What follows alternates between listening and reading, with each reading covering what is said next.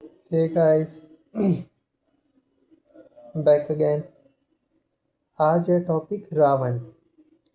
हमारे इसमें ना सिर्फ उसको गलत ही दिखाया गया है कि रावण चलो अधर्मी था, अहंकार उसको लेके डूबा, लेकिन उसमें बहुत क्वालिटीज़ थी जो देखने पूजनीय लायक थी, जिसको हम महापंडित बोलते हैं, महाज्ञानी बोलते हैं, महाविद्वान बोलते हैं।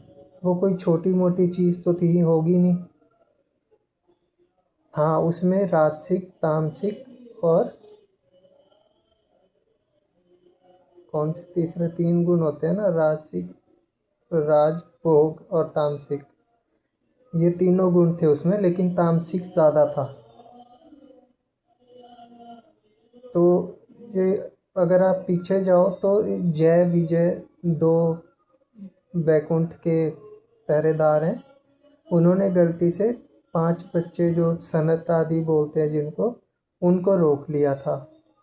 तो उन्होंने श्राप दिया था कि तुम नीचे जाओगे तो मृत्यु लोक पे, और 3 जन्म तुम्हें भगवान के अगेंस्ट, मतलब दुश्मन बन के रहना पड़ेगा। फिर जब भगवान आए तो पता लगा श्राप दे दिया। अब श्राप तो वापस आ नहीं सकता था। तो फिर भगवान ने बोला कि मैं ही तुम्हें तारने आऊँगा, तो मेरे हाथों ही तुम्हारा उद्धार होगा। अब आते हैं रावण पे वापस। उसके मम्मी थे राक्षस कुल के कैकसी, और पापा थे विश्रवा, वो थे ब्राह्मण। तो इस वजह से उसमें दोनों गुण आए। लेकिन जब वो हुआ, उससे पहले जब माता ने विभीषण को देखा तो माता ने बोला कि यार, मुझे ऐसा बेटा चाहिए था, मतलब पूजा पाठी टाइप। और वो तो दशानन था, 10 सिर वाला। तो उसको वो बात चुभ गई। उसने बोला माता, मैं इससे भी ऊपर जाके दिखाऊंगा। फिर उसने पढ़ना शुरू करा। चारों वेद का ज्ञाता था वो। शास्त्र पढ़े उसने, पुराण पढ़ी उसने, मतलब जो भी तंत्र मंत्र। मतलब इसीलिए बोलते हैं जो राम रावण का युद्ध हुआ वो कभी दोबारा नहीं हो सकता, क्योंकि रावण ने सब कुछ अपनाया था। साम दाम दंड भेद, शस्त्र शास्त्र, तांत्रिक विद्याएं, सब आजमाया था उसने। और महापंडित बोलते हैं तो ज्ञानी तो था ही ब्राह्मण। ब्राह्मण में तो हमें तो ज्ञान तो हमें बचपन से ही मिलता है। तो जब खरदूषण मारे पहले ही, उसको तभी पता लग गया था कि मेरे भाई ऐसे साधारण मनुष्य से तो नहीं मर सकते, ये देवताओं को टक्कर देने वाले हैं, और कोई ये साधारण पुरुष नहीं है। और उसको पता था कि ये सब होएगा। और जो तो माता सीता को हरा था वो थी जो उसकी बहन थी शूर्पणखा। उसके हस्बैंड को रावण ने मरवाया था, मारा था। तो उसका बदला लिया था उसने कि इसका भी कुल का नाश हो जाए। ऐसे रावण, मतलब रामायण में इतने कैरेक्टर है ना, और उनसे इतना सीखने को है। तो जब उसने तपस्या करी ना, पहली बार तपस्या करी ब्रह्मा जी की। आए ब्रह्मा जी, क्या पहली बार तपस्या करी, क्या चाहिए? अमरता। भगवान ने बोला ये तो नहीं दे सकता, और कुछ मांग ले।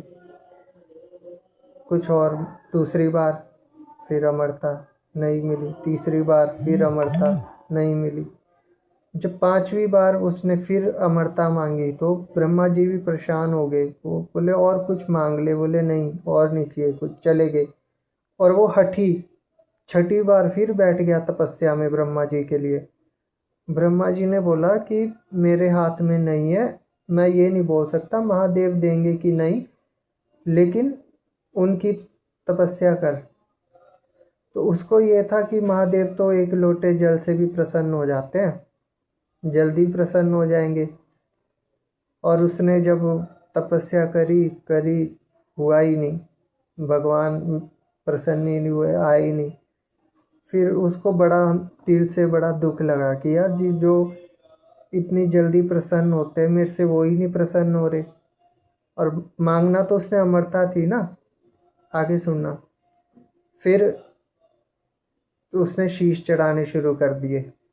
पहला शीश चढ़ाया, दूसरा चढ़ाया, आए नहीं भगवान। नौवां, जब नाइन्थ में पहुंचा ना वो, 10वां भी काटने लग गया था, तब पार्वती माता ने बोला कि भगवान आपके ऊपर लांछन लगेगा, मृत्यु का, ब्रह्म हत्या लगेगी। ब्राह्मण था ना वो, कि ब्रह्म हत्या का पाप लगेगा और जाओ इसको दर्शन दो। तब गए तो बोले बोल क्या चाहिए। बोले भगवान कुछ नहीं चाहिए मुझे, तो आपसे मिलना था, देखना था, मैं तो बस हो गया। भगवान बहुत खुश हुए कि मेरे कि सब मांगने के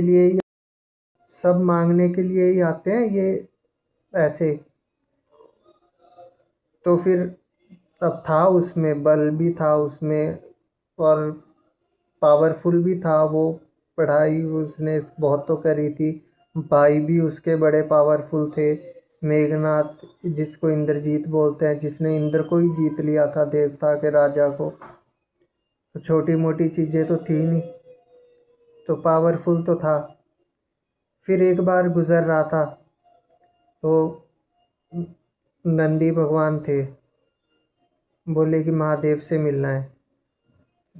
भगवान नंदी भगवान ने बोला कि वो अभी समाधि में है, अभी नहीं मिल सकते। बोले मैं तो फिर उठा के ही ले जाऊंगा। पावर, घमंड। जैसे ही उसने उठाया और महादेव समाधि से हटे, तो पार्वती माता ने भी बोला कि ये तो आपका कोई पागल ही भक्त है जो इतना उठाने की, मतलब कैलाश ही उठाने की कोशिश कर रहा है। भगवान ने बोला ये बहुत पावरफुल है और ये है भी हठी, ये करने पे आए तो कर भी देगा। जैसी ही उसने उठा भी दी थी, भगवान ने, आपको पता ही है, बाकी तो हल्का सा दबा दिया था, लेकिन जैसे दबी तो वो चिल्लाया नहीं। फिर उसने शिव तांडव स्तोत्र गाया, वो एक गीतकार भी था, इतनी क्वालिटीज थी उसकी। फिर उसने शिव तांडव स्तोत्र गाया और भगवान ने, मतलब इतने प्रसन्न हुए उससे कि भगवान ने बोला कि मैं, जो मेरा नाच है ना, वो तांडव बोलते हैं उसको, वो मेरा गुस्से का नाच है।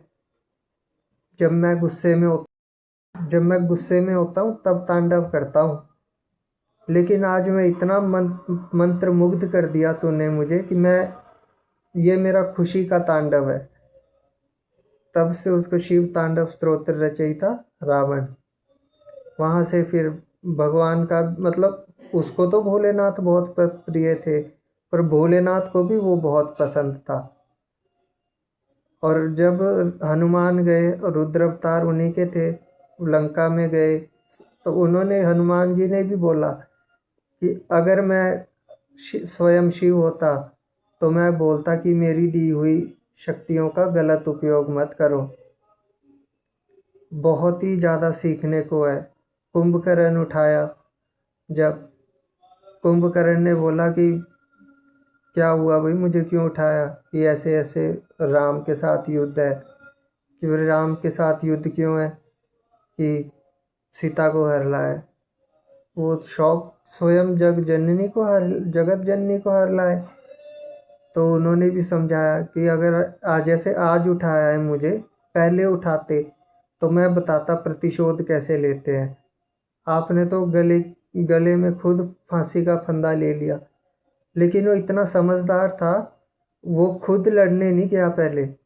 उसको पता था भगवान के हाथों मरने पे मोक्ष मिलेगा। उसने सारे भाई वगैरह भेजे सारे, कि पहले तुम ये जाएंगे, ये मरेंगे, उसके बाद मैं मरूंगा, ताकि मैं तो मोक्ष में जाऊंगा ही, मेरे को तो मुक्ति मिलेगी, पर इनको भी मुक्ति मिले जो मेरे साथ के हैं।